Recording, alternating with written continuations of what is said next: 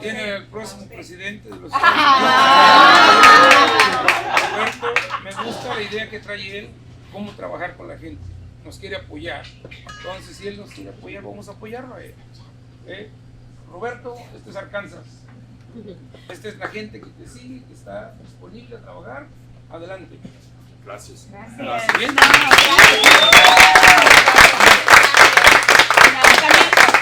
También queremos agradecer a don Eduardo, pero también al Mayor Scott, al alcalde Scott, quien facilitó esa oportunidad para nuestra gente, porque sabían que el congresista se ha dedicado su campaña a levantar ese tema de los inmigrantes y la inmigración, y él quería hablar con la comunidad hispana. Y por eso acercó a nosotros a 6 puentes, al Zócalo, hasta el consulado, para hacer esa invitación, para tener un desayuno íntimo, para poder hablar cómo es la vida aquí. Entonces nosotros queremos que el congresista sepa, usted es el único de todos los candidatos que ha pedido reunión con nuestra comunidad.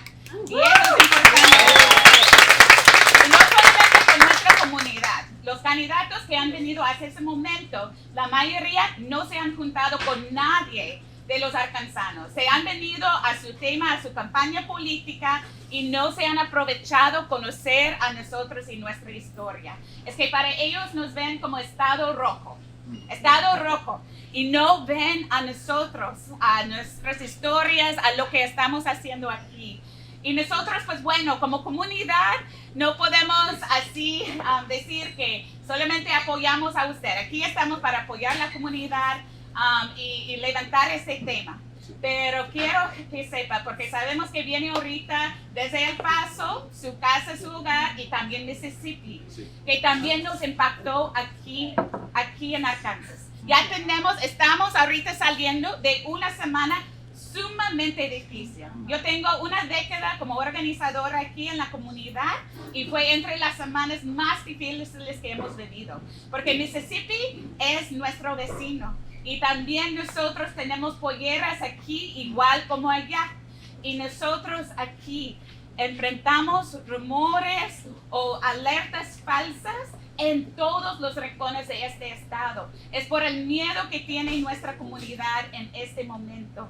Así esperamos. Yo sé que usted ahorita está definiendo todavía qué va a ser su plataforma al respecto a la inmigración. Y si poder dar una visión fuerte, que es no invertir más en ICE. Sí. Que ya no queremos más dinero a ICE, que lo que nos hace falta es dinero para la ciudadanía, dinero para ayudar a la gente en nuestras prioridades. Pero lo de ICE está teniendo un impacto no solamente a los inmigrantes, pues nuestra gente ni fueron a trabajar, ni fueron a las escuelas. Eso tiene impacto para todos. Pero más que todo, queremos en esos días que esté aquí, porque sabemos, después de Little Rock usted va al noroeste de Arkansas.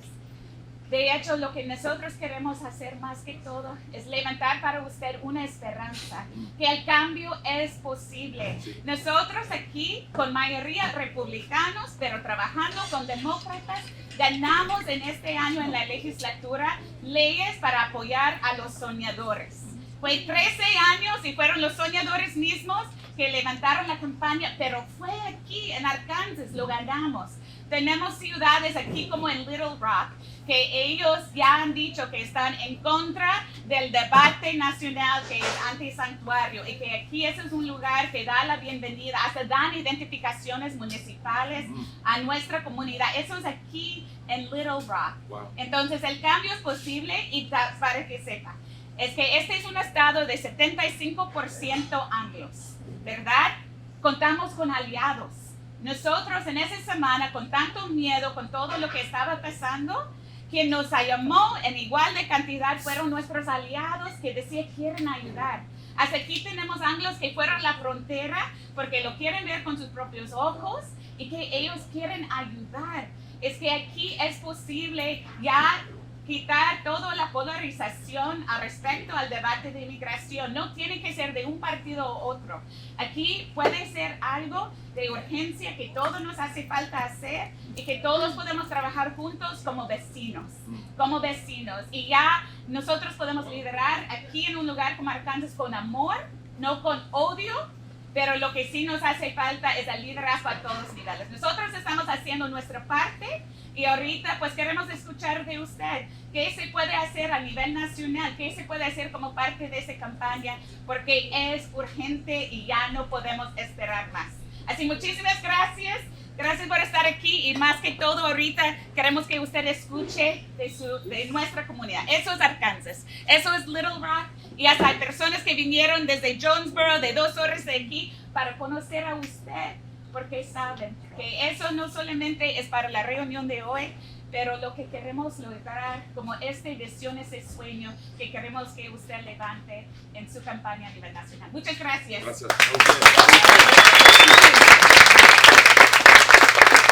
Muy buenos días. Buenos días. Y gracias por estar aquí y recibirnos aquí en su comunidad. Good morning. Thank you for welcoming us, having us here in your community. Mireya, thank you for the invitation.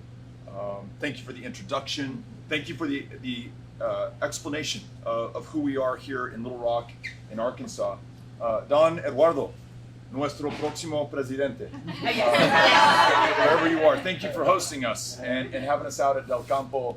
Y para los trabajadores que están aquí, ayudando, gracias a ustedes también.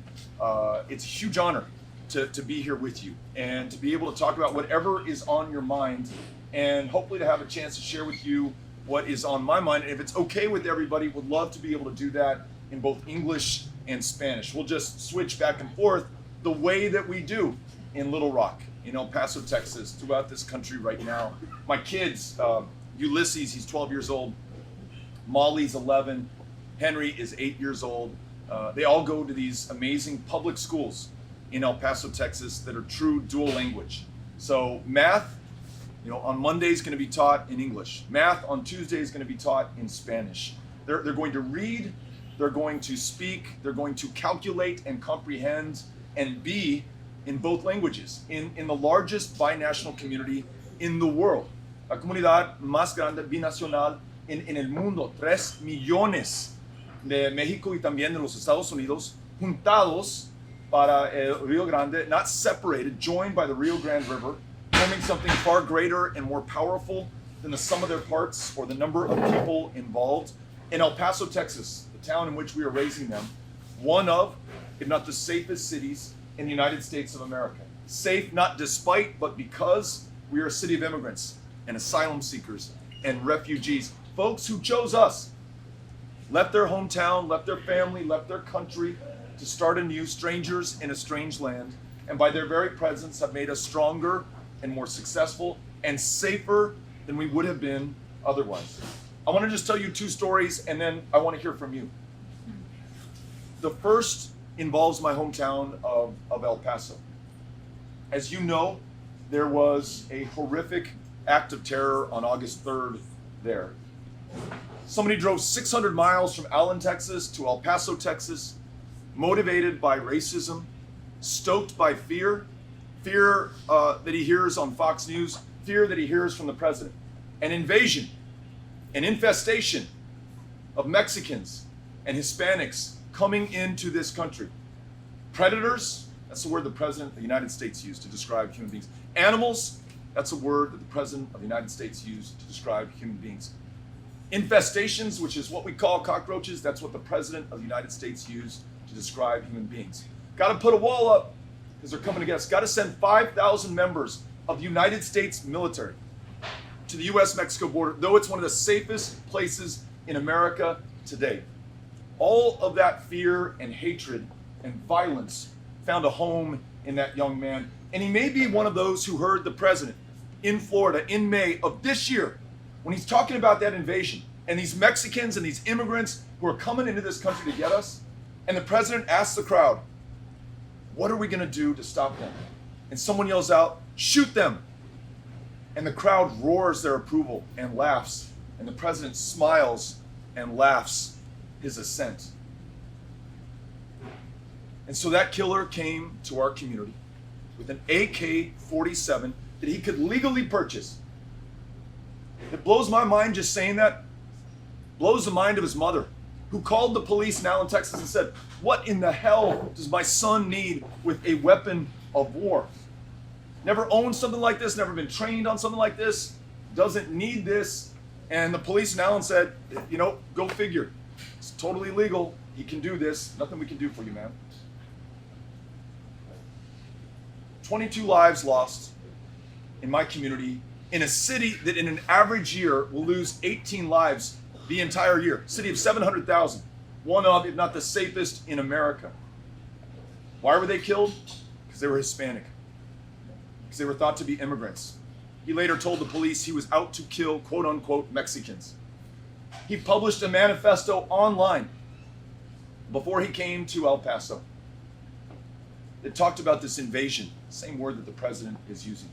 His fear of being replaced, same language that white nationalists and white supremacists and white terrorists use and are using and have used in greater numbers than we've ever seen in our lives or in the history of this country post the Civil War. In fact, the FBI director testified to Congress just a month ago that the majority of the cases that he is investigating when it comes to domestic terror are white supremacists and white nationalists. So that found a home in my community. There's a little memorial set up outside of the Walmart where the killing took place. 22 crosses with the names of every single victim. And in true El Paso fashion, those crosses are draped, they're drenched in rosaries, in flowers, in handwritten notes, in just love from the community. Whatever we can give to the memory of those who have been lost, we've given it. And hundreds of people stand vigil at that memorial. And I went one evening and a chaplain recognized me and he said, "Come over here, there's somebody I want you to meet. Antonio or Tony." And we go over to meet Tony, and he's kneeling on the ground right in front of one of these white crosses with the name Margie written in black paint on it. Margie was his wife. Margie was the only person he had in his life, literally, in El Paso. Neither of them originally from El Paso. And every single day since the shooting, that's where you could find Antonio, in front of that cross. And his chaplain said, "Hey, Beto, I want you to meet Antonio. Antonio, I want you to meet Beto. Antonio, tell Beto your wife's story." And he did. And then he said, "Antonio, turn around and tell the entire crowd, hundreds of people here, your wife's story." And he did, and through tears, but also through some kind of catharsis of being able to share something he had not shared with anybody yet. And then the chaplain said, "Antonio needs a hug. Everybody get up here and give this guy a hug. Put your hands on him, give him some love." And the community did. Fuck, it was the most beautiful thing I have seen in my life. In the face of a tragedy I hope I will never experience. Hard for me to imagine. This man who thought he was alone on the planet now found that he was surrounded by love and people who cared for him. Before that moment, complete strangers, and everybody hugged on him. It was amazing. Well, this week, something was published in the local paper. It was a funeral notice for his wife, Margie Reckard. And in the funeral notice, they said, because Margie and because Antonio are not from El Paso, don't have family, the funeral is going to be on Friday night of this week, but we don't expect anyone to come, so we've opened it up to the public. And if you want to be there to support somebody who doesn't have anybody else, please come out. So my wife, Amy, last night, anoche,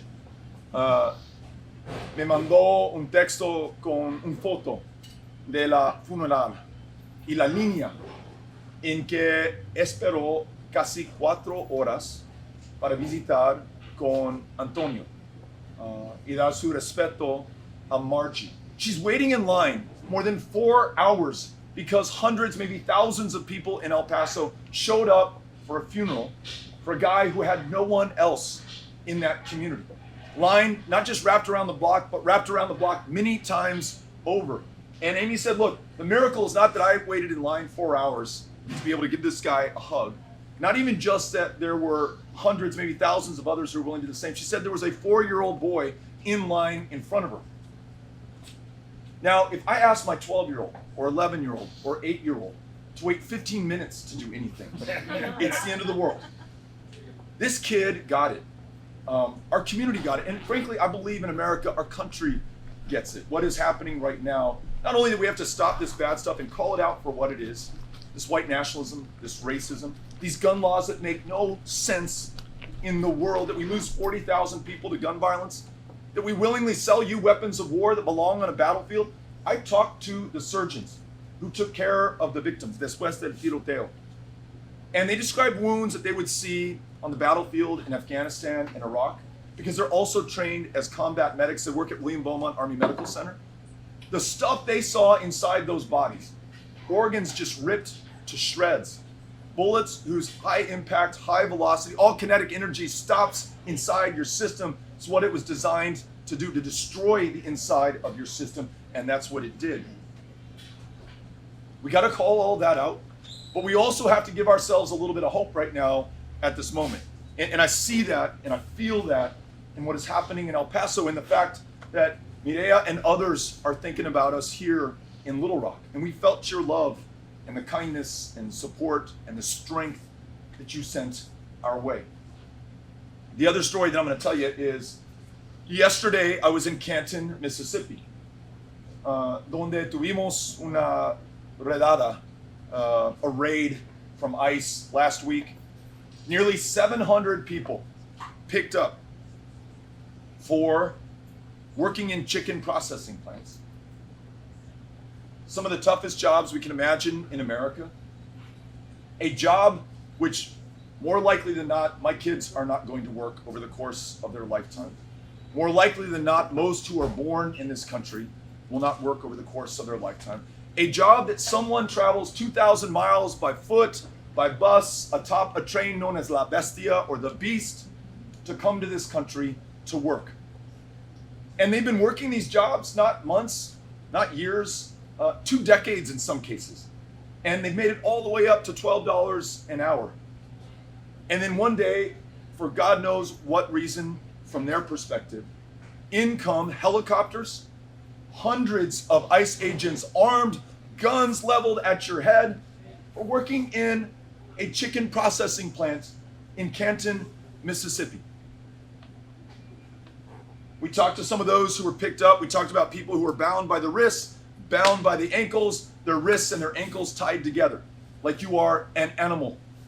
We talked about people who were punched in the face. Look, if somebody came into my workplace and I had not done shit for years, I've posed no threat, I'm not a criminal, I'm not threatening anybody, and they come in with guns drawn, you know what? I might get spooked and I might try to run as well. I don't think that is an inhuman or an unreasonable response to that level of violence. And punched in the face for doing so, tackled, violence visited upon them, and then taken to a detention center, unable to post bail. Look, in this country, you can commit some god-awful crimes against your fellow human beings, and you can post bail. For committing really no crime at all, they are locked up. Now, unable to earn a paycheck, unable to pay the rent, unable to put food on the table, unable to afford an attorney, un abogado, para defender los migrantes que están en el cárcel en este momento. No pueden pagar la renta, no pueden hacer algo por sus niños o sus hijos, o contribuir más al éxito de su comunidad, de la economía del país. To what end? What do we get from that? Met a man in Forest, Mississippi yesterday. In his arms is a 4-month-old child. Next to him is his 3-year-old son. Next to him is his 11-year-old son, named Henry.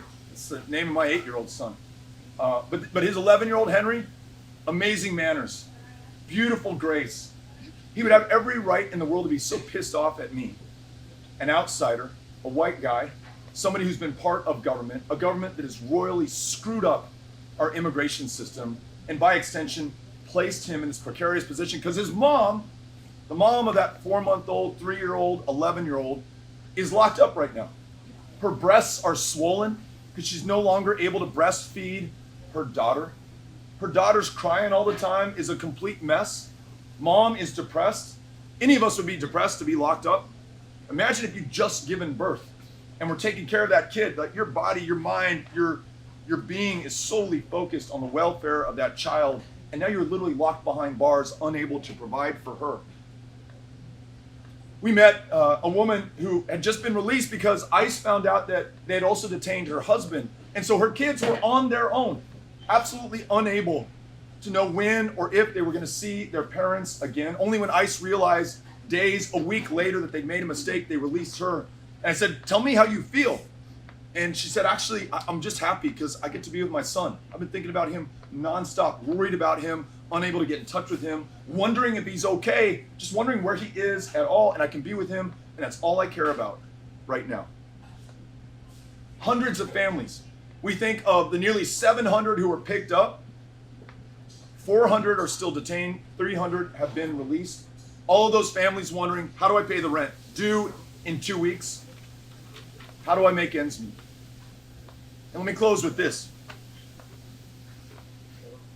We know that the two things that I just described are connected. The massacre aimed at Hispanics, the workplace raid, one of the largest in the history of the United States of America, aimed at Hispanics and at immigrants. The rhetoric of this president, the warnings of an invasion, the military footing that he has placed this country on to repel people who come to this country defenseless, penniless, at their most vulnerable and at their most desperate, fleeing the deadliest countries on the face of the planet. We met a woman, Cynthia, you remember this, yesterday in Canton, Mississippi. Her job, she came to this country seeking asylum 4 years ago, has been wearing an ankle monitor every single day since, because they did not grant her asylum, or her case is still pending. Raising 4 kids in her house, she goes into those plants and those factories, las fábricas, para vender tamales. Now there are no longer Hispanic immigrant workers, no one to sell to. She's afraid she may have to go back to Guatemala. In the middle of the conversation, she lifted her shirt and she showed me all of the stab wounds that she has on her torso from gangs who attacked her and tried to kill her when she lived in Guatemala. Told me that she just received a phone call from one of those gangs who told her that they had killed her husband, who was back in Guatemala, and that they were going to come for her kids because her husband owed them, and the only way that debt could be repaid was through her children. She doesn't know how she's going to pay the rent, doesn't know how she's going to stay in this country, does not know if she will be deported back to a place where she will die, and most likely her kids will be pressed into service in that gang or themselves be killed. That is what faces us right now. And the way that we, and let's take no comfort that it's Donald Trump, no superiority that he belongs to another party. We are a democracy. It is on every single one of us until we make this right. We are putting those kids in cages, separating those families, proposing to build a 2,000-mile, 30-foot high, $30 billion wall, asking asylum seekers to remain in place in Mexico. 13,000 in Ciudad Juarez alone, living on the streets o adentro de los albergues, without any resources, any prospect for hope, defenseless in one of the most violent communities in Mexico. So what's our response to this? Let's call it out for what it is. This racism, this intolerance, this hatred, and this white supremacy born by the minorities in this country, and right now focused on those of Hispanic descent throughout America. Do not look at that shooting and that massacre in El Paso, Texas, as a singular event. It is connected to all of us, and it will continue to happen unless we stand up against it. Let's acknowledge our gun laws that allow people like that killer to possess weapons of war, to come in to places like these and take people like us away from our families and from our communities.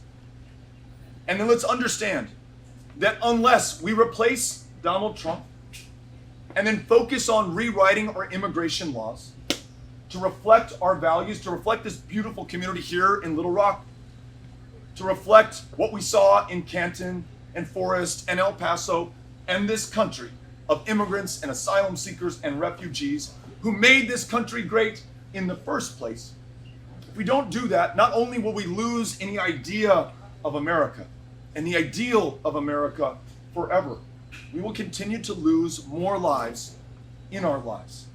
And we cannot stand for that. So as Donald Trump pushes these communities down through fear, all of us resolve to lift them up, to see in immigrants the very best of us and the best future possible for the United States of America.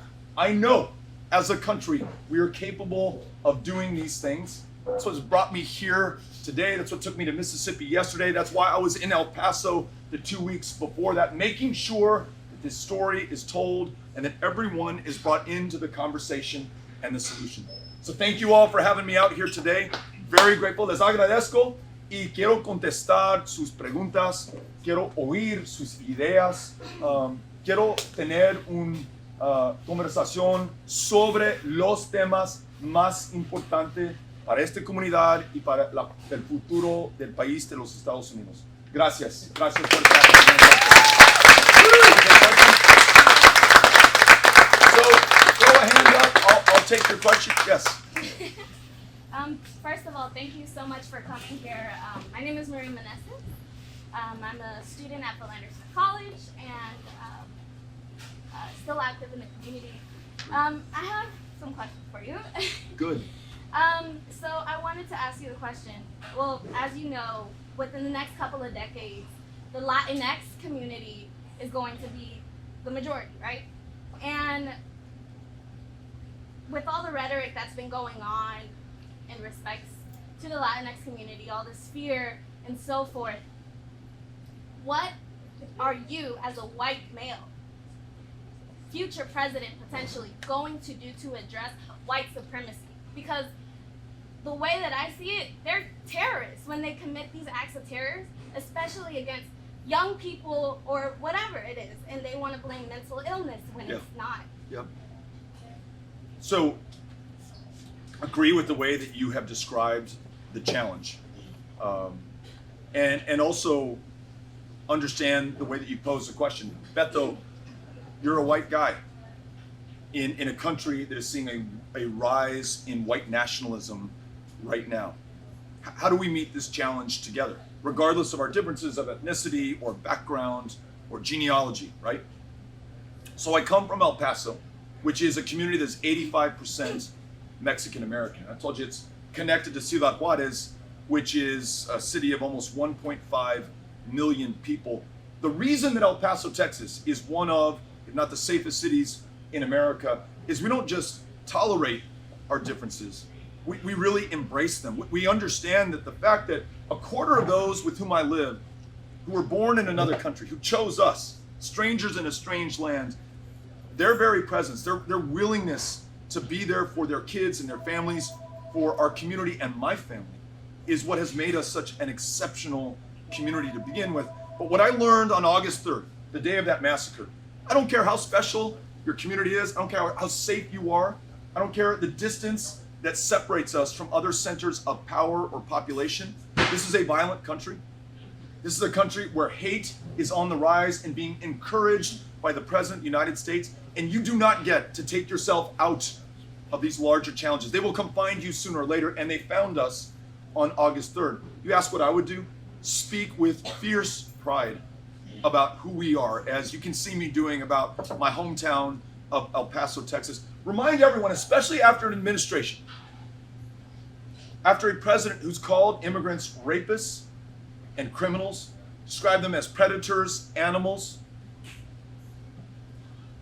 that we share that immigrants commit crimes at a lower rate than those who are born in this country.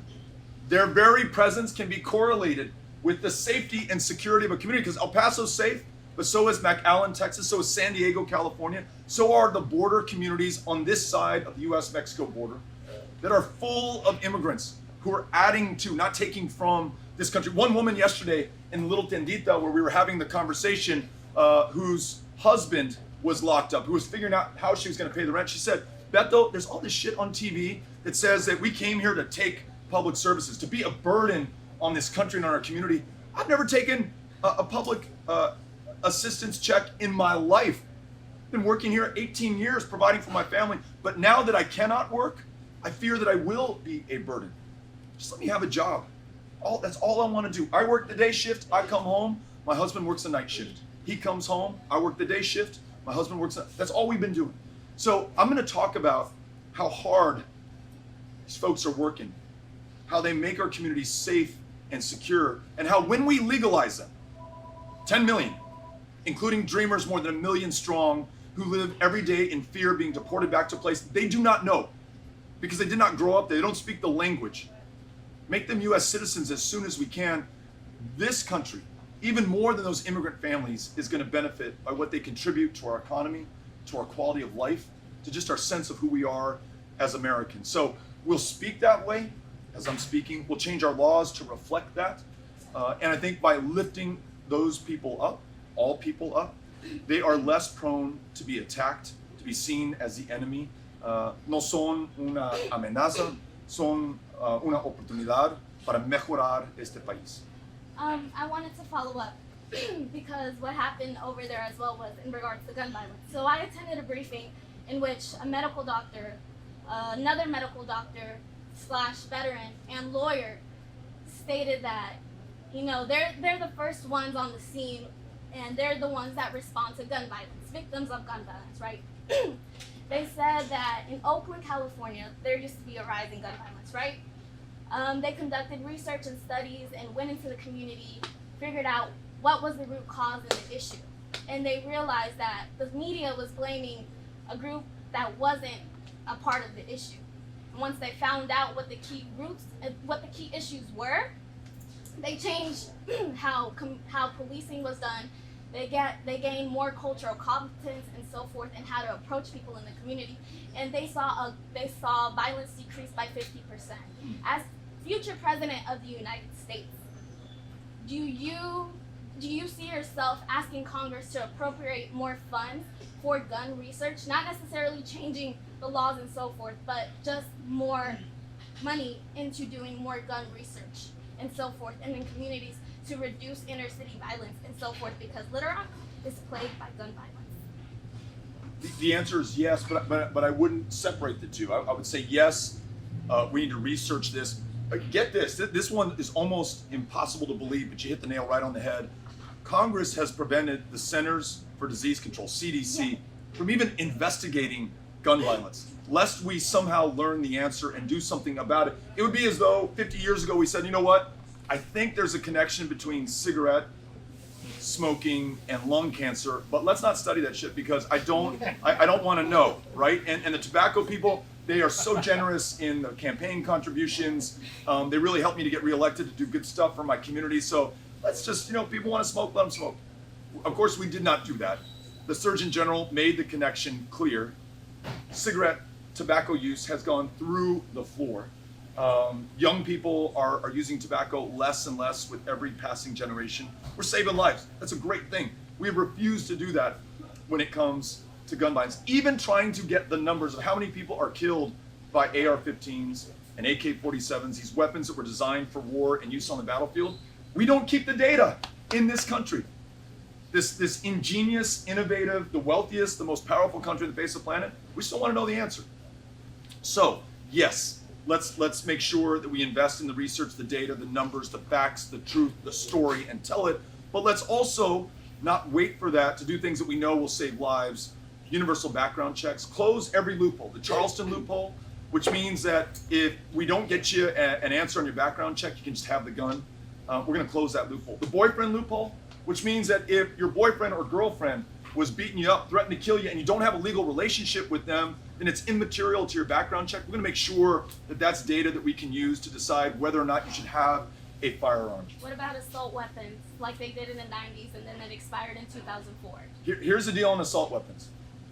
Not only should we stop selling them into our communities, and I'm saying that here in, as someone said, maybe a state that others have written off as too red, and you don't talk about banning assault weapons. I said that in every single county in Texas, all 254, including the reddest counties, not just in the state of Texas, but on planet Earth.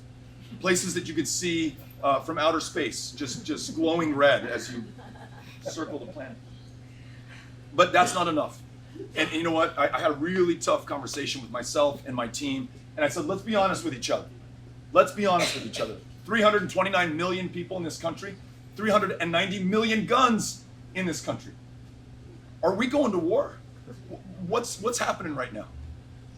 There are too many guns, and that is a hard thing to say.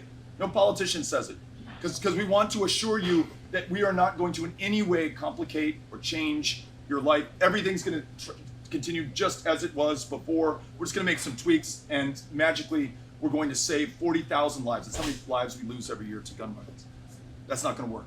And so I'm proposing not only do we end the sale of weapons of war, but we buy them from those who own them right now in this country. Look, not without controversy, and a very tough position to take. I remember we were at one of these great marches for our lives organized by students in El Paso. I had little Henry, who was 7 years old at the time, on my shoulders. We do the walk, we come back to the little placita in El Paso at San Jacinto Plaza, and there's a bunch of guys with AR-15s just waiting for us at the end. And Henry's like, why did they bring their guns? And those look like guns you use in war. I said, Henry, I think they're just trying to make a point. They're probably very nice people. Like, don't worry, don't let it get in your head. But you know what? That shit is terrorizing and terrifying. Henry just went through an active shooter drill to protect him against specifically that kind of weapon in first grade. So we got to take them off the streets. We do. And I know that is hard. And there are probably some people here or in this community who own an AR-15 or an AK-47. And you probably used it responsibly and safely. But we have millions of them on the streets. And the fact that someone could walk in with one of them here or in church or the synagogue or in public life or in the Walmart in El Paso, which they did with an AK-47, I can't accept that. And you know, if that costs us any prospect of being able to win this nomination, so be it. But I owe it to you. I owe it to my kids. I owe it to my conscience to say and do the right thing while I still have a shot. So that's my answer on it. Thank you. U.S. government's involvement with that. El Salvador had the largest massacre in recent Latin American history. They had about between 800 to 1,000 people that were massacred at the hands of the government that the U.S. funded. That's right. And so a lot of younger people came here seeking refuge, and my parents were among some of them. They traveled here in the trunk of a car. Thankfully, they were granted amnesty. My father was granted amnesty in the 80s, and my mother received it years later because she was with him. Unfortunately, many people were not as fortunate. Many children went into the hands of the MS-13, which was created here in the United States. That's right. And in the 90s, during the Clinton administration, they basically sent everybody back to a country that was devastated after a war. And as you know, like, El Salvador has basically gone downhill ever since then. And back in the early 2000s, I believe, is whenever they had the earthquake. So basically, El Salvador is in shambles. Yeah. In 2015, El Salvador had the highest murder rate in the world for a country not at war. For every 100,000 people, 104 people were murdered. In comparison, in Arkansas, we have 7 in the same year. So to put that in perspective, 189 Arkansans were murdered in 2015. If it was compared to the population, it would have been 3,097 at El Salvador's rate. Also note that El Salvador fits in Arkansas 6.5 times with twice the population. So there's absolutely nowhere to hide. 6 million people live in that small of an area as opposed to the 3 million that live here. So a few years ago, my cousins, 5 children, the youngest one being 8 years old, and their 2 mothers traveled over 3,800 miles to get to the port. One of my aunts had the ankle monitor, never left the state, always went to court. One of my cousins was, as a 12-year-old, was raped by an MS-13 member, and my aunt was threatened to getting her tongue cut off if she said anything. So they flooded, they came here, spent thousands of dollars, and only to be denied asylum and be given their deportation letters. As President of the United States, what direction would you take for immigration reform? thank you for sharing all of this and sharing a very personal story about your family and putting it in terms where sometimes we talk about numbers, the millions of people, the thousands of miles. When you can imagine a fellow human being, you can put yourself in their shoes, or at least try to do that. What would it take to travel that far, the length of Mexico, on foot, sometimes on top of a train? We've all seen these pictures. They're not inside the train, they're not in the seats, they're on the roof of the train. It's called the Beast, or La Bestia. Many fall off the train. Many do not survive that trip. You would not leave Little Rock and do that to yourself or your kids unless you had no other option. And these families have no other no one does this for kicks. No one does this to come take your benefits or steal your job. They do this because, as you said, they live in the most violent country, face of the planet, bar none. That's why people do this. And I also have to thank you. The United States is not without blame for the conditions that we see. You go to Guatemala, 1954, democratically elected government. That's what we want in the United States, right? People choose their elected leaders just like we want to choose our elected leaders here. The CIA led a coup that overthrew the government of Jacob Arbenz Guzman, democratically elected. A military government was installed. Guatemala has been a shambles ever since, and we are still reaping the consequences of that decision more than a half century ago. In El Salvador, we got involved in their civil war between a right-wing government with right-wing death squads and the FMLN. Nicaragua, right next door, got involved in their civil war as well. If it's good enough for one, let's go in for two. The Contras mining the harbors, sending in weapons and special forces, deporting people who fled those civil wars back into their countries after they'd spent time in our prisons and learned gang culture where there was no natural defense against it there. Y luego además, we are the largest market for illegal drugs on the planet.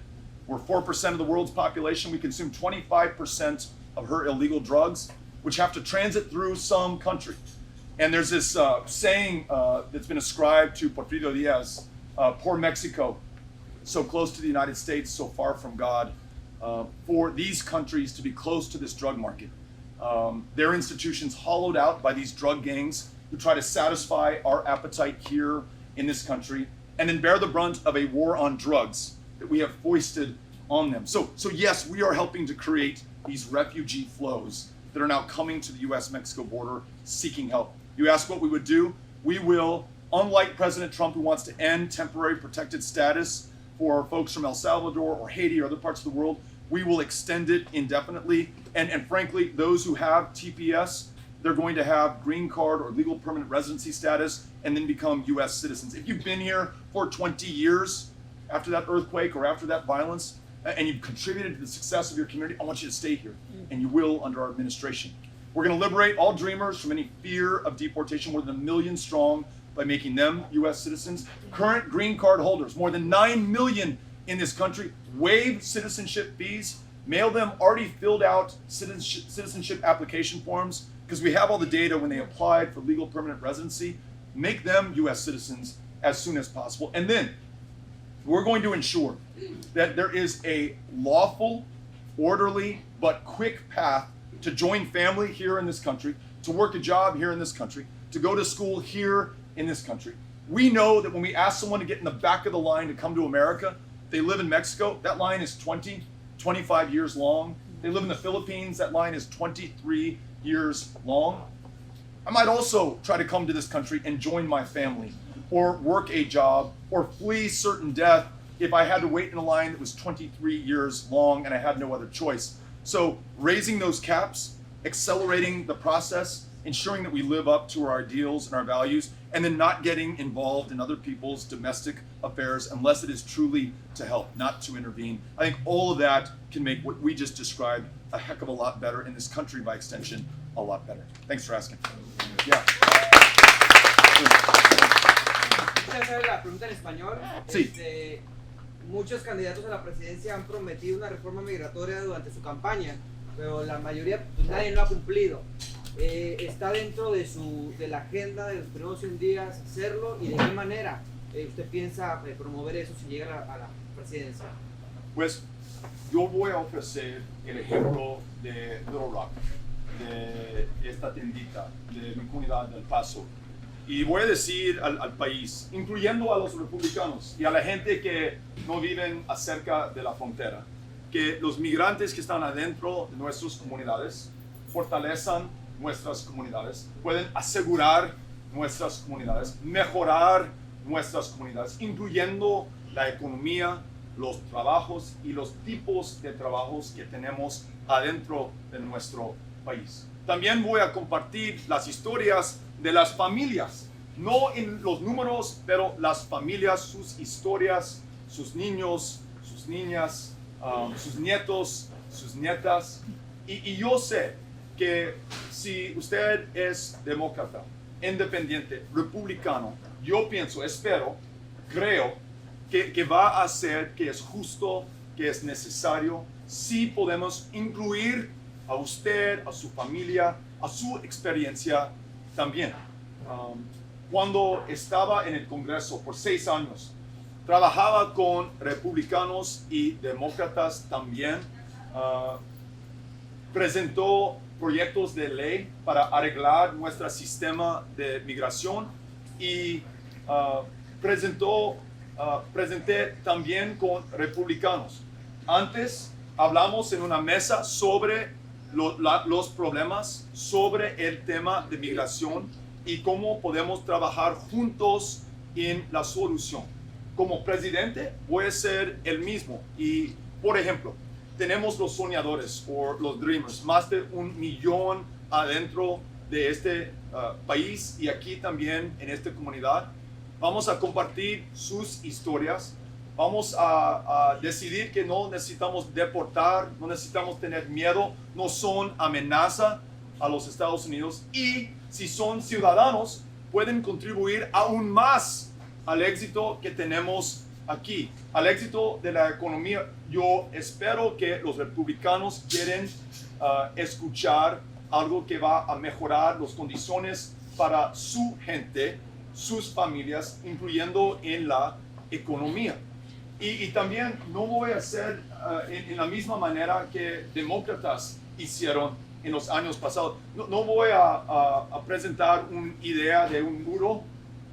Barack Obama and Hillary Clinton both voted for a wall in 2005, the Secure Fence Act, the legalization and the authority to build the wall that Donald Trump is promising right now. There are already 600 miles of it. Bill Clinton sent U.S. service members to the U.S.-Mexico border, one of whom shot an American citizen, 18-year-old goat herder in Texas, for the crime of being Hispanic and walking the border at night tending his goats. We're not going to repeat those same mistakes. Vamos a hacer que es necesario y es justo. Y luego podemos describir cuando hacemos, así podemos asegurar, mejorar nuestras comunidades. Doing the right thing improves and betters our communities, the economy, and makes them safer as a result. We don't have to be defensive. We don't have to be apologetic. We don't have to find some middle ground on this that involves building walls or putting kids in cages or militarizing the border. And perhaps somebody who is from the border, nací en la frontera, can share this message in a way that no person has been able to do before, from experience, from pride, and from being able to get this done with Republicans and Democrats alike. Gracias por la pregunta. Good morning. Good morning. I represent a part of the electorate that can be very, very helpful to you in your campaign. I represent the abuelitas. Oh. The abuelitas. Okay? Not only that, I'm a Mexican immigrant that came to the United States when I was 6 years old. So I am an American, and I'm also a Mexican immigrant. There are many Hispanic and Mexican immigrants that live in the United States. I'm also a veteran teacher and school district administrator. And I'm here speaking on behalf of all of our students that the only way that they can make it out of poverty is through an education, our DACA kids. And I know you've already mentioned them, but it's very important to me to be able to say to you that I appreciate you saying that it's not going to be business as usual. Right. What has been done in the past by our Democratic presidents has not been enough. No. DACA was not enough, we need that pathway to citizenship for our DACA kids, because they are wonderful kids, and those of us that have been in education for over 30 years, I couldn't miss the opportunity to say thank you for making sure that that's part of your platform. And we just appreciate you being here in Thank Little you. Rock today. Really appreciate that, and thank you for your public service as well. And just one real quick note on this. We were talking about business as usual, and we talked about it in the answer to the last question. We've got to give people a very clear choice, and they can be forgiven for being confused if Democrats are voting for walls, if Democrats have militarized the border, if Democrats under the last administration, 1 year, 400,000 internal deportations from the United States of America. That was not during the Trump administration. That was during the Obama administration. Families torn apart, people sent back to countries where they could not take care of themselves. And listen, let me be clear, Barack Obama, the best president of my lifetime, I think did it because he was trying to get to an immigration reform solution and felt like he had to show some toughness. My case is we don't need to do that. We don't need to be defensive, apologetic. We don't need to take it to those immigrants and show how tough we are. Because when we do that, the American public is confused. They say, well, maybe those immigrants really are a threat. These Democrats who I thought were their defenders and wanted to elevate them, they're doing this stuff to them. So maybe there really is a problem there. That's why I talk about talking with pride about immigrants, especially those dreamers who are already contributing so much and not needing to build walls, not needing to do this internal enforcement, realizing that if you want to make your community safer, you treat people with respect and dignity. You bring them out of the shadows, let them get right, and contribute even more going forward. So thank you. Thanks for saying that. Appreciate it. Okay. Gracias por venir. Gracias a usted. Manejé 1 hora y media Oh, wow. porque era para mí importante venir a hacerle esta pregunta. ¿De cuál comunidad? Vengo del condado de Estan, mi pueblito se llama Dumas. Okay. Es un pueblito muy pequeño, pero tenemos mucha comunidad hispana. Mi pregunta es sobre la visa U. Yo apliqué y me di cuenta que solamente se otorgan 10,000 visas por año, Sí.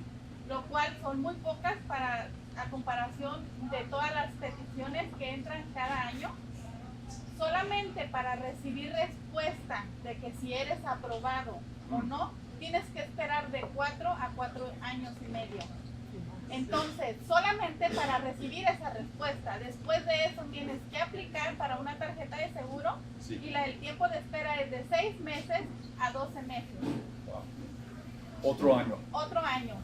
Y después tienes que mantenerte con ese permiso por 3 años para poder aplicar para la residencia. Wow. Es un tiempo de espera muy largo. En total, 8 años casi. Sí. Yo apliqué en el 2015, ahorita están atrasados con 63,000 visas, así que yo no voy a tener respuesta probablemente dentro de 4 años.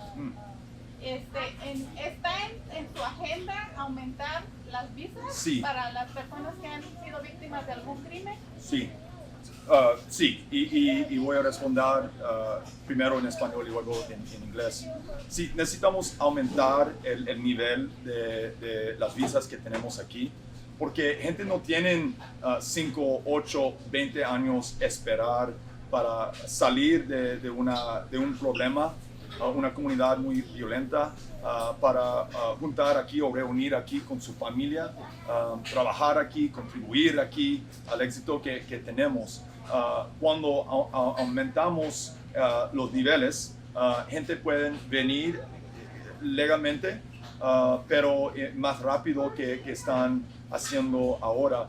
Y en cada tipo de visa, en cada país necesitamos hacer Pero más importante que todos, los tipos de visas como cuando gente tiene miedo de su comunidad, de su marido, de su familia, de su situación, muy importante que podemos hacer algo de una manera más rápido. Y luego no tenemos las rutas para hacer algo entre los puentes internacionales. Gente que necesitan cruzar sin documentos y estar aquí en miedo, en la sombra, necesitamos una ruta legal para cada persona y más rápido. Question is, do we need to raise the caps on these visas? Answer is yes. We're providing an incentive for people to cross in between ports of entry.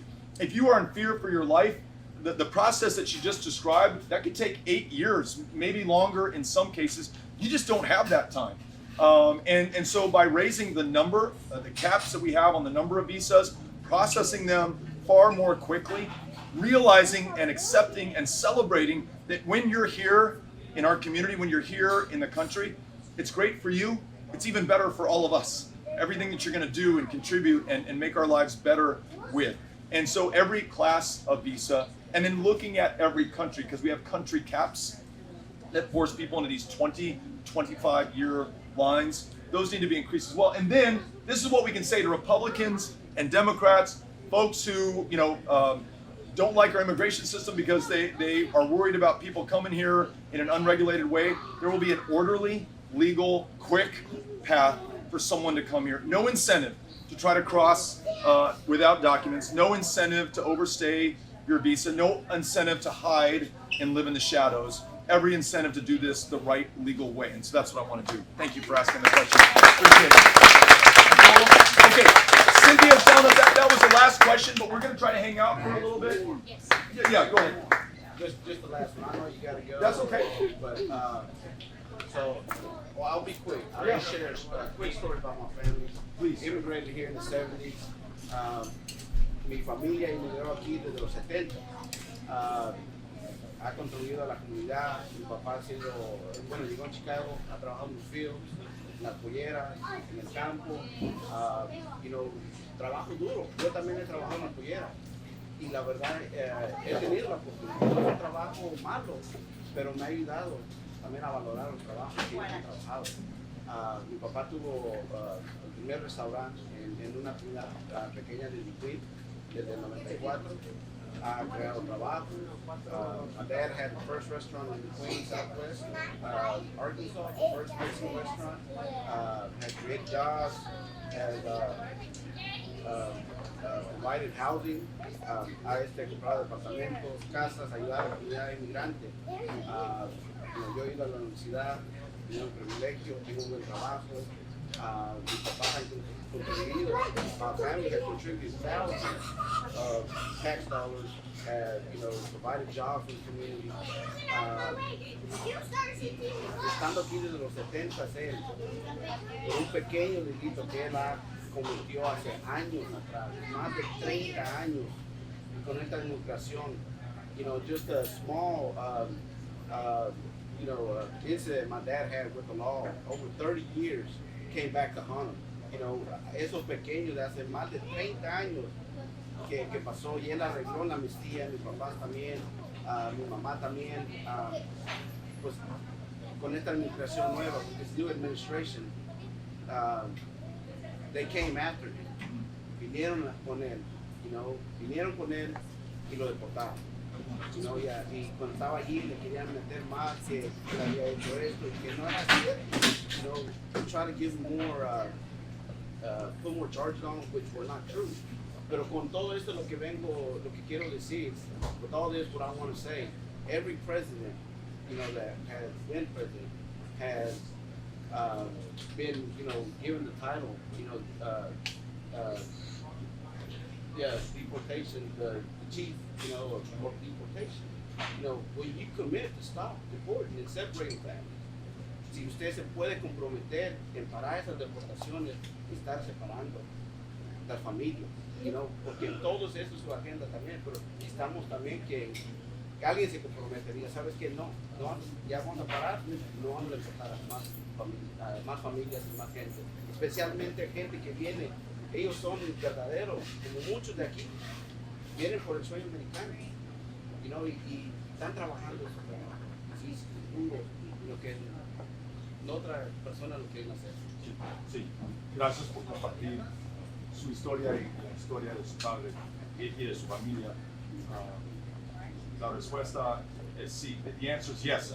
We will stop these internal deportations. People who pose, like your dad, as you described, no threat, who in fact actually contributed to not only his success and your success, but the success of the community that he's in, the jobs that he's created, the people who he's been able to help out to make sure that they're successful and that they're able to contribute more.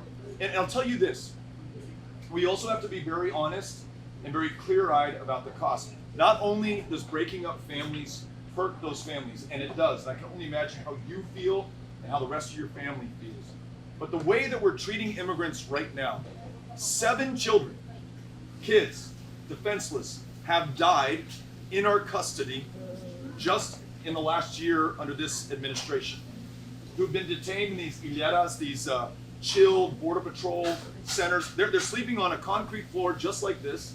If they're lucky, under a tinfoil blanket. We literally just had to get a court ruling yesterday, ayer, or earlier in the week, that they should be allowed to have toothbrushes and soap, clean themselves. So there were kids, toddlers, without diapers, who were just relieving themselves on the floor, being cared for by older kids in that same cell, sleeping on that very floor that night. No wonder we lost the lives of 7 that we know of, and thanks to the press, we didn't know about the 7th until somebody uncovered that fact. So there may have been more lives lost. That wall that I'm against, I'll tell you in part why I'm against it. Nearly 10,000 people have been killed trying to cross into this country as the walls push them into ever more remote stretches. They're not in a cell, they're not separated, they weren't deported, they are dead in the desert. Kids, women, men, just coming here to try to work the toughest jobs, polleras or in los campos that we have here in the country right now. So this stuff, this rhetoric, these kinds of policies, which Democrats sometimes think will purchase some goodwill, some middle ground, the ability to come to consensus, they're killing people, absolutely killing people. And again, none of us can have the superiority, morally, politically, or otherwise, to blame it on President Trump, although he is the worst of them, or Republicans, because we've all been complicit to some level. So we have to be very clear. My clear answer to you is, yes, I will stop those internal deportations. We will build no more new walls. In fact, we will take down walls in many parts of the U.S.-Mexico border because of their contribution to deaths. We'll rely on local communities to decide what the future of those walls will be. And we're going to treat people like human beings, not like animals, not like predators, not like killers, right? When we do that, this is going to be a much stronger. All right, are we going to be able to hang out for a little bit? Okay, we're going to hang out for a little bit for anyone who would like to say hello. I know we're going to answer some questions from the press, not the enemies of people, the best defense against tyranny. And we want to thank Don Eduardo and Mireya and everybody who helped to organize this today. Thank you all for coming out. Very much appreciated.